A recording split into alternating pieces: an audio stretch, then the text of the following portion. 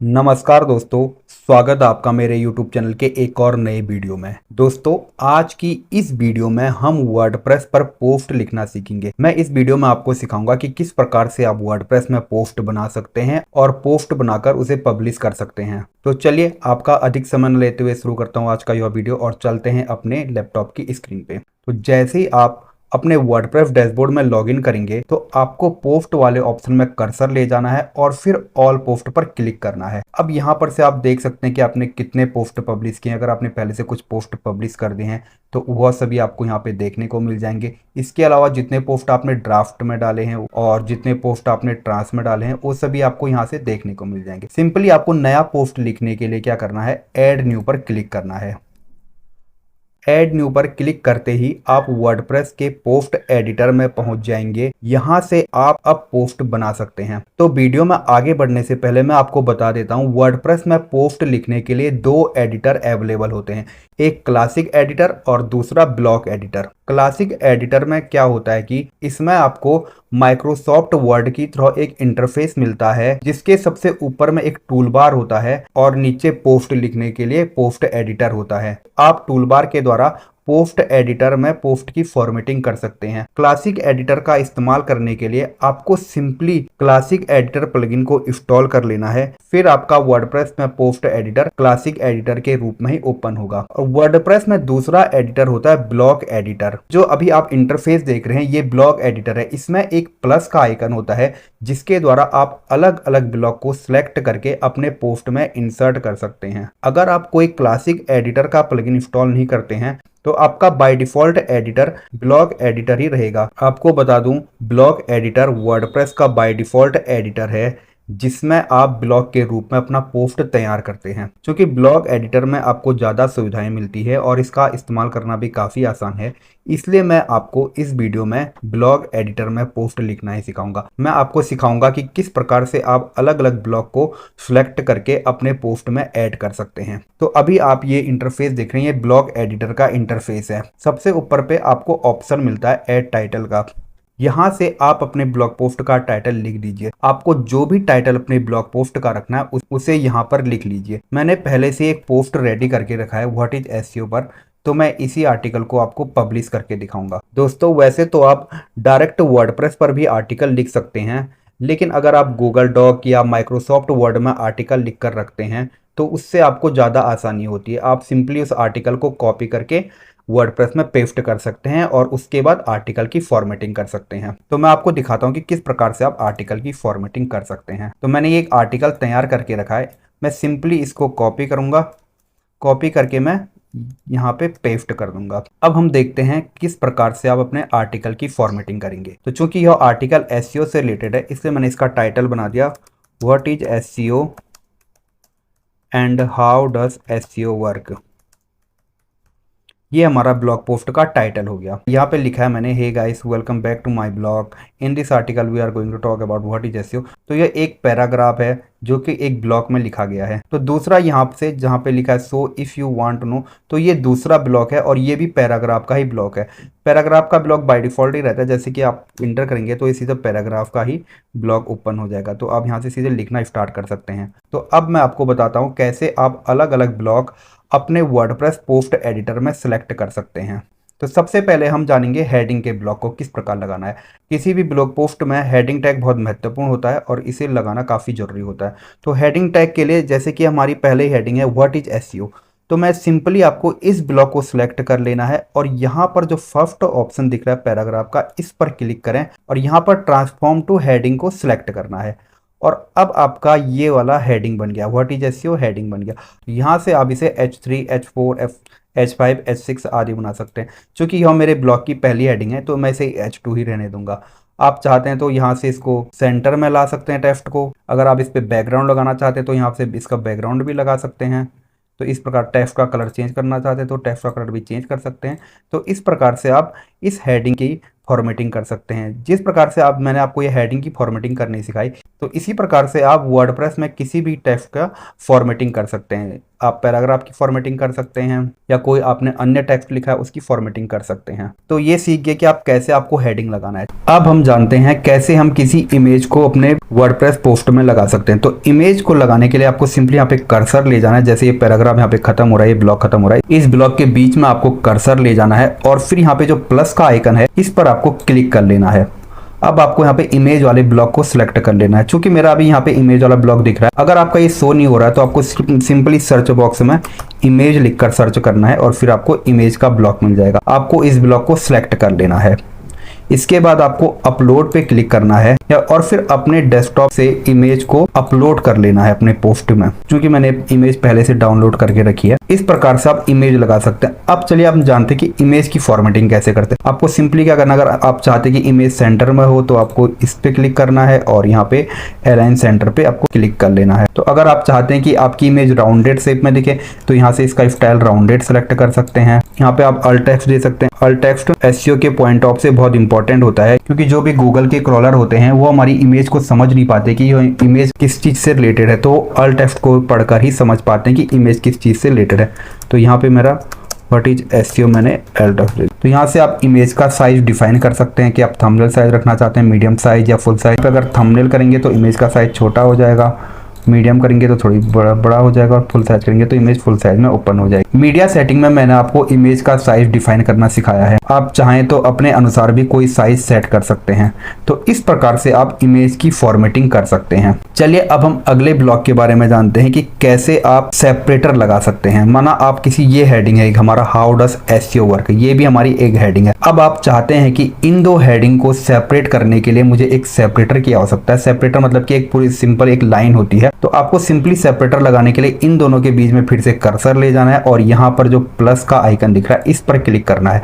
अब आपको सेपरेटर वाले ब्लॉक को सिलेक्ट कर लेना है। अब यहाँ पे सेपरेटर लग गया, आपको सिंपली सेटिंग ऑप्शन पर क्लिक करना है और अब आप यहाँ से इसकी फॉर्मेटिंग कर सकते हैं। हम चाहते हैं इसका बैकग्राउंड ब्लैक हो तो यहाँ से ब्लैक बैकग्राउंड को सिलेक्ट कर सकते हैं। अगर आप चाहते हैं डॉटेड लाइन में हो तो डॉटेड कर सकते हैं, आप वाइड लाइन कर सकते हैं, डिफॉल्ट से रहने दे सकते हैं। तो इस प्रकार से आप सेपरेटर लगा सकते हैं और सेपरेटर की फॉर्मेटिंग कर सकते हैं। अब हम जानेंगे कि कैसे हम बुलेट पॉइंट लगाएंगे अपने ब्लॉग पोस्ट में। तो जैसे कि मैंने ये माइक्रोसॉफ्ट वर्ड में लगाए थे तो यहाँ पे बाय डिफॉल्ट लग गया। माना अब ये बुलेट पॉइंट नहीं है, ये एक पैराग्राफ है, तो आप किस प्रकार से इनको बुलेट पॉइंट बनाएंगे। तो बुलेट पॉइंट बनाने के लिए आपको सिंपली क्या करना है, जितने भी पैराग्राफ को आप बुलेट पॉइंट के रूप में दिखाना चाहते हैं उनको सिलेक्ट कर लेना है और फिर उसके बाद पैराग्राफ पर क्लिक करना है और फिर लिफ्ट वाले ब्लॉक को सिलेक्ट करना है। इस प्रकार से बुलेट पॉइंट बन जाएगा। अगर आप चाहते हैं नंबरिंग में हो तो 1 2 3 इसको सिलेक्ट कर सकते हैं। इसी प्रकार आप इसमें कुछ ऐड करना चाहते हैं तो आपको सिंपली इंटर पे क्लिक कर लेना है और यहाँ पर कुछ और लिखना चाहते हैं, जैसे मैं लिख लेता हूँ एक्सटर्नल लिंक। तो इसी प्रकार से आप बुलेट पॉइंट भी बना सकते हैं। चलिए अब हम जानते हैं कि कैसे आप किसी लिंक को अपने ब्लॉग में लगा सकते हैं।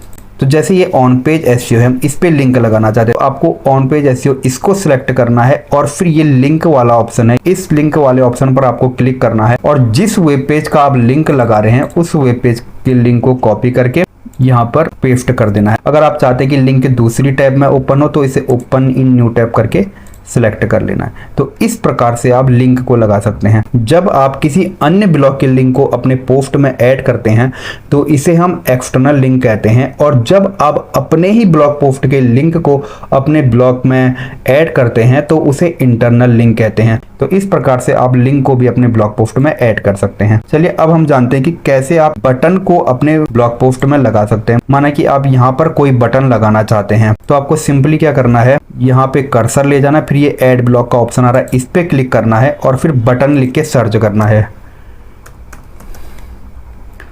फिर बटन को यहाँ से सिलेक्ट कर लीजिए। अब आपको इस बटन की फॉर्मेटिंग करनी है। इसको पहले सेंटर रखना है तो इसके लिए इस ऑप्शन पर क्लिक करें और जस्टिफाई आइटम सेंटर और यहाँ पर टेक्स्ट में आप लिख दें जैसे कि क्लिक हियर। अगर आप बटन में कोई लिंक लगाना चाहते हैं तो आपको सिंपली इस लिंक पे क्लिक करना है और जिस लिंक को आप लगाना चाहते हैं उसे यहाँ पे पेस्ट कर लेना है। अगर आप टेक्स्ट को बोल्ड करना चाहते हैं तो यहाँ से बोल्ड कर सकते हैं। बैकग्राउंड का कलर चेंज करना चाहते हैं तो यहाँ से बैकग्राउंड कलर चेंज कर सकते हैं। जैसे मैंने बैकग्राउंड कलर चेंज किया तो ये बाय डिफॉल्ट राउंडेड शेप में हो गया, लेकिन अगर ये राउंडेड शेप में नहीं होगा आपका तो आप इसके रेडियस को बड़ा घटाकर इसे राउंडेड कर सकते हैं। यहाँ से आप बटन का साइज भी बढ़ा सकते हैं, स्मॉल यहाँ पे मीडियम, लार्ज, एक्स्ट्रा लार्ज। तो यहाँ से इस प्रकार से आप बटन लगा सकते हैं और बटन की फॉर्मेटिंग कर सकते हैं। चलिए अब मैं आपको बताता हूँ कि कैसे आप अपने ब्लॉग पोस्ट में टेबल लगा सकते हैं। माना हमें यहाँ पे एक टेबल लगानी है, तो टेबल लगाने के लिए आपको फिर सिंपली वही टेबल लगाने के लिए आपको सिंपली इन दोनों ब्लॉक के बीच कर्सर ले जाना है और फिर ऐड ब्लॉक के ऑप्शन पर क्लिक करना है, ये प्लस वाले आइकन पे, और टेबल लगाने के लिए यहाँ पे टेबल लिख के सर्च करना है। तो ये टेबल आपके सामने आ जाएगी। आप इसे अब यहाँ से आपको डिफाइन करना है कि कितने कॉलम और कितने रो आपको चाहिए। माना हमें 2 कॉलम और 5 रो चाहिए और फिर क्रिएट टेबल पर क्लिक करना है। तो इस प्रकार से आप टेबल को इंसर्ट कर सकते हैं। टेबल की फॉर्मेटिंग करने के लिए आप सिंपली इस पे क्लिक कर दीजिए, जो पहला ऑप्शन आ रहा है इस पे क्लिक करें। और आप चाहते हैं कि स्क्रिप्ट बेस में आपका टेबल दिखे तो आप इसे स्क्रिप्ट को सिलेक्ट कर सकते हैं। आप टेबल ब्लॉक को सिलेक्ट करके टेबल की और ज़्यादा फॉर्मेटिंग कर सकते हैं। जैसे कि आप चाहते हैं कि फिक्स विद टेबल सेल, यानी कि जितने भी आप यहाँ पे जो भी लिखेंगे आपका जो टेबल के सेल रहेंगे, जैसे ये देखो यहाँ पे आपने कम लिखा और यहाँ पे ज़्यादा लिखा, तो ये सेल अलग अलग खिसक रहे हैं। अगर आप चाहते हैं कि इसे फिक्स रखना चाहें तो आप इसको सिलेक्ट कर सकते हैं। अब जितने भी आप लिखेंगे वो टेबल के सेल आपके फिक्स रहेंगे। अगर आपको हेडर सेक्शन चाहिए तो हेडर सेक्शन को इनेबल कर सकते हैं। अगर आपको फुटर सेक्शन चाहिए फुटर सेक्शन को इनेबल कर सकते हैं। अगर आपको कलर चेंज करना है, टेक्स्ट का कलर चेंज करना है तो टेक्स्ट का कलर चेंज कर सकते हैं। अगर आपको बैकग्राउंड कलर चेंज करना है तो टेबल का बैकग्राउंड भी आप यहाँ से चेंज कर सकते हैं। तो इस प्रकार से आप अपने ब्लॉग पोस्ट में टेबल ऐड कर सकते हैं और टेबल की फॉर्मेटिंग कर सकते हैं। अब मैं आपको बताता हूँ कि कैसे आप किसी यूट्यूब वीडियो को अपने ब्लॉग पोस्ट में ऐड कर सकते हैं। तो यूट्यूब वीडियो को ऐड करने के लिए सिंपली आपको क्या करना है, माना मैं यहाँ पे दिखाना चाहता हूँ, वीडियो भी दिखाना चाहता हूँ, तो मैंने सिंपली प्लस के आइकन पे यहाँ पे फिर क्लिक कर लेना है और फिर आपको YouTube लिखकर सर्च करना है। अब YouTube का ऑप्शन, YouTube को सिलेक्ट कर लेना। अब यहाँ पे आप जिस वीडियो को लगाना चाहते हैं उसका URL पेस्ट करके इम्बेड पर क्लिक करना है। मैंने यहाँ पे पहले से एक वीडियो सिलेक्ट करके रखी है, तो इसका URL मैंने कॉपी किया और फिर यहाँ पे पेस्ट करके इम्बेड कर दिया। यहाँ पे थोड़ी नेट स्लो चल रहा है, इस कारण ये वीडियो अभी ठीक से लोड नहीं हो पा रही है। तो इस प्रकार से आप अपने ब्लॉग पोस्ट में YouTube की वीडियो लगा सकते हैं। अगर आप किसी भी ब्लॉग को रिमूव करना चाहते हैं तो आपको सिंपली क्या करना है, किसी भी ब्लॉग को रिमूव करने के लिए आपको उस ब्लॉग को सिलेक्ट कर लेना है और फिर 3 डॉट वाले ऑप्शन पर क्लिक करना है और फिर रिमूव के ऑप्शन पर, सबसे नीचे रिमूव का ऑप्शन आ रहा है, इस पे क्लिक करना है। तो इस प्रकार से आप किसी भी ब्लॉग को रिमूव कर सकते हैं। अगर आपको अपने ब्लॉग पोस्ट के अनुसार कोई एक्स्ट्रा ब्लॉग चाहिए तो आप उसे भी यहाँ से सर्च करके लगा सकते हैं। जैसे कि आपको सिंपली ऐड ब्लॉग पे क्लिक करना है और फिर ब्राउज ऑल पे क्लिक कर लेना है। यहाँ से आप अपने अनुसार किसी भी ब्लॉग को सिलेक्ट करते हैं। जैसे अगर आपको कोई कोड लिखना है तो कोड वाले ब्लॉग को सिलेक्ट कर सकते हैं। अगर आप कोई स्पेशल बात लिख रहे हैं या कोई परिभाषा लिख रहे हैं तो इस कोड वाले ब्लॉग को सिलेक्ट कर सकते हैं और इसमें परिभाषा लिख सकते हैं। इससे क्या होगा कि यूजर को एक अलग तरीके से और बहुत क्लियर तरीके से वह परिभाषा शो होगी। यहाँ पे आप प्रीव्यू भी देख सकते हैं कि किस ब्लॉग को सिलेक्ट करने पर उसका वो किस प्रकार से दिखाई देगा। तो इस प्रकार से आप एक कंप्लीट पोस्ट तैयार कर सकते हैं अपने वर्डप्रेस ब्लॉग पर। चलिए अब मैं आपको बताता हूँ कि कैसे आपको पोस्ट पब्लिश करना है। पोस्ट पब्लिश करने से पहले एक 2 ऑप्शन है, उनको भी देख लेते हैं। पहला आता है सेव ड्राफ्ट। अगर आप चाहते हैं इस ब्लॉग पोस्ट को ड्राफ्ट में सेव करना तो आपको सिंपली सेव ड्राफ्ट वाले ऑप्शन पर क्लिक कर देना है। अगर आप इस पोस्ट का प्रीव्यू देखना चाहते हैं तो आपको प्रीव्यू पर क्लिक करना है और फिर प्रीव्यू इन न्यू टैब पर क्लिक कर लेना है। अब आपने जो पोस्ट लिखा है उसका प्रीव्यू यहाँ पर शो हो जाएगा कि ये ब्लॉग पोस्ट जब आप पब्लिश करेंगे तो किस प्रकार से यूजर को दिखाई देगा। पब्लिश करने से पहले आपको कुछ जरूरी सेटिंग कर लेनी होती है। चलिए उनके बारे में जानते हैं। आपको सिंपली सेटिंग पर क्लिक करना है और फिर पोस्ट को सिलेक्ट करना है। अब विजिबिलिटी आपको हमेशा पब्लिक रखनी है। अगर आप अपने ब्लॉग पोस्ट को प्राइवेट रखना चाहते हो तो इसे प्राइवेट सिलेक्ट कर सकते हैं। इस प्राइवेट अगर आप सिलेक्ट करेंगे तो केवल आपको और आपकी वेबसाइट पर लॉगिन करने वाले यूजर ही इस पोस्ट को देख सकते हैं। अगर आप पासवर्ड के द्वारा पोस्ट को प्रोटेक्ट करना चाहते हैं तो ये पासवर्ड प्रोटेक्ट के ऑप्शन को सिलेक्ट कर सकते हैं और उसके बाद अपना एक पासवर्ड बना सकते हैं। जिस भी यूजर के पास वह पासवर्ड होगा वही ब्लॉग पोस्ट को एक्सेस कर सकता है। दूसरा ऑप्शन है पब्लिश का। जैसे अगर आपने अभी ब्लॉग पोस्ट लिख लिया और आप चाहते कि मैं यह ब्लॉग पोस्ट ऑटोमेटिक कल पब्लिश हो जाए तो आप इसे यहाँ पे शेड्यूल भी कर सकते हैं। जैसे मैंने कल की डेट लगा दी और फिर ये कितना, आपको यहाँ से टाइम भी सिलेक्ट कर लेना कि कितने बजे यह पोस्ट पब्लिश होगा। इस प्रकार से आप पोस्ट को शेड्यूल कर सकते हैं। तो जैसे कि ये लग गया इसका शेड्यूल पे 24 तारीख को 4:27 PM पर ये पोस्ट पब्लिश हो जाएगा। URL आपका परमालिंक है। इसकी सेटिंग कैसे की जाती है मैंने आपको परमालिंक वाले वीडियो में बता दिया है। तो ये था समरी का ऑप्शन। अब दूसरा ऑप्शन आता है कैटेगरी का। अगले वीडियो में मैं आपको बताऊंगा कि कैसे आपको कैटेगरी बनानी है और उस पोस्ट को कैटेगरी में ऐड करना है।